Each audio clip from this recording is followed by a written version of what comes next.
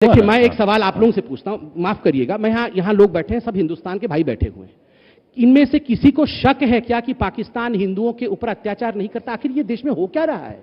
मतलब जो चीज सबको पता है कि पाकिस्तान में हमारी हिंदू बहू बेटियों के साथ, बच्चियों के साथ, उनके परिवार के साथ, बलदेव सिंह कौन था? एक सरदार था, बलदेव सिंह एक सरदार था जो उनका एमएलए था, पाकिस्तान के नवाज शरीफ के पार्टी का एमएलए था। वो हिंदुस्तान में आके कहता है कि मुझे नागरिकता दो क्योंकि मुझे प्रताड़ना हो रही है। आप हर दिन देखते हैं, इसमें कोई शक है? फिर भी अगर सोनिया जी कह रही हैं कि हिंदुओं के ऊपर कोई आक्रमण नहीं पाकिस्तान में हो रहा है, बल्कि पाकिस्तान में मुसलमान वहां बहुत खौफ में रह रहे हैं, और सोनिया जी कहती हैं कि मुसलमानों को हिंदुस्तान में रखना चाहिए और हिंदुओं को नहीं आने देना चाहिए, तो मैं कहूंगा कि जहां तक सोनिया जी का सवाल है और कांग्रेस पार्टी का सवाल है, ये शुरू से ही तुष्टीकरण की राजनीति में विश्वास करते हैं। ये देखिए, ये पाकिस्तान नो डाउट। अच्छा सुनिए, मेरा एक सवाल, इसमें तुष्टीकरण कैसे हो गया? वो तो नागरिक ही नहीं है, उसमें तुष्टीकरण, उनके वोट ही नहीं है, उनका तुष्टीकरण कैसे हो गया? देखिए, ये जो मुसलमानों को बार बार जो कहा जा रहा है हिंदुस्तान, ये तो उनके मुसलमानों, आप कह रहे हैं ये उनके मुसलमानों को हमदर्दी जता रहे हैं, उनके मुसलमानों से वोट तो मिलेंगे नहीं मिलेंगे, तो उनके मुसलमानों में तुष्ट करने के, या हमारे मुसलमान उनके मुसलमानों में फर्क है ना? मैं बता रहा हूं, यहाँ दो चीज, तुष्टीकरण कैसे हो रहा है ये भी जानते हैं, ये लोग सब जानते हैं कि ये उनके मुसलमानों के लिए है, ये हमारे मुसलमानों पर कोई एक्ट नहीं होगा।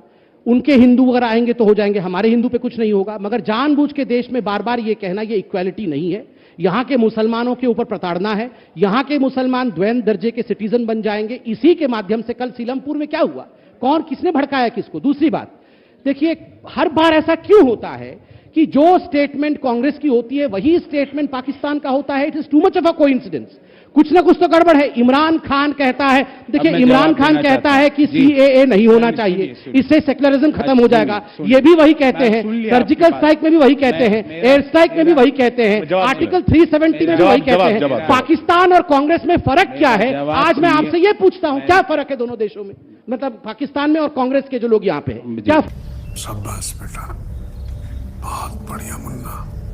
धार्मिक उत्पीड़न की जो बात कर रहे हैं, धार्मिक उत्पीड़न इनको पता नहीं है। वो श्रीलंका में तमिलों पे भी हो रहा है, भूटान में क्रिश्चियंस पे भी हो रहा है, वो उसमें क्यों नहीं इंक्लूड किया? पहली बात। दूसरी बात, मैं इनसे शुरू से पूछ रहा हूं कि रिलीजियन लाइन पे संविधान के विरोध में आपने ये एक्ट क्यों बनाया? अरे कहना क्या चाहते हो? तो बनाया, उसका कारण समझना पड़ेगा, क्योंकि एनआरसी में ये मुकी खा के आए हैं। एनआरसी और कैब में मेरी बात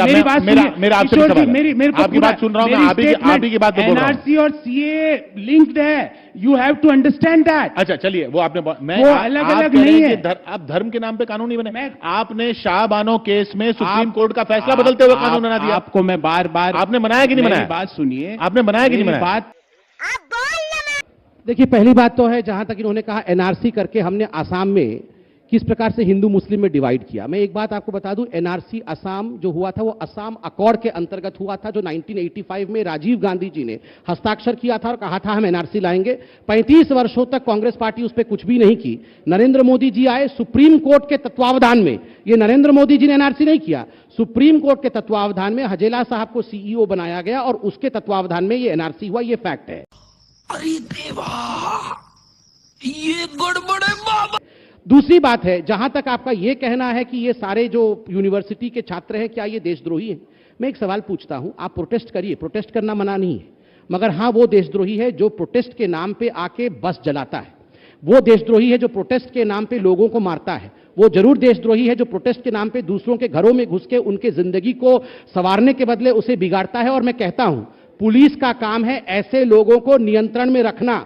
आप हमेशा आतंकवादियों के साथ, आप हमेशा ऐसे लोगों के साथ क्यों खड़े होते हैं जो उपद्रवी होते हैं? जेएनयू के अंदर भारत तेरे टुकड़े, आप पीडीपी के साथ में वैसे, मैं आपको सुन रहा था, जो महबूबा मुफ्ती के साथ सरकार में थे, वैसे उसकी बात कर रहे हो। मोदी जी के सामने महबूबा बोल रही थी कि हम पाकिस्तान का शुक्रिया अदा करते हैं, वैसी बात कर रहे हो, वैसी बात कर रहे हो। अरे क्या सुने, झूठ को कब तक सुने आप? कब तक झूठ बोल के लोगों को बांटोगे? सुनो, फिर कान में रुई दो, में हो, कान में रुई नहीं है, कान में नहीं सुनना है, लोगों को बांटने आ जाओ यहाँ पे। मिला। हम आज भी बाप को बार बार बोलते हैं फिर शुरू हो गए। संविधान का आप विरोध। आज की जो बात कर आप जो आज की बात कर रहे हैं उसमें फर्क है। आप जो यूनिवर्सिटी की बात कर रहे हैं और मैं आसाम की बात कर रहे हैं उसमें फर्क ये है। बोल रहे आप जो हैं यूनिवर्सिटी, पाकिस्तान अच्छा मेरी बात मैं सुनिए, यूनिवर्सिटी की मेरी बात बात सुनिए। पूछता हूं। यूनिवर्सिटी पाकिस्तान की बात यूनिवर्सिटी है यहाँ पर जो दिल्ली और बाकी जगह हो रहा है, जी, जी। वो लोग कह रहे हैं कि मुसलमान इसमें बाहर क्यों हैं, ये सवाल है। और सुनिए सुनिए, और आसाम यूनिवर्सिटी में सुन हिंदू लीजिए, छात्र सुन लीजिए। आसाम के मेरी अंदर बात- हिंदू लोग भी प्रोटेस्ट कर रहे हैं। के लोग समझते हो कि हम गांव वालों को अकल तो है नहीं, लेकिन बसंती तुम जैसों को तांगे में बिठाकर गांव के 4 चक्कर लगाकर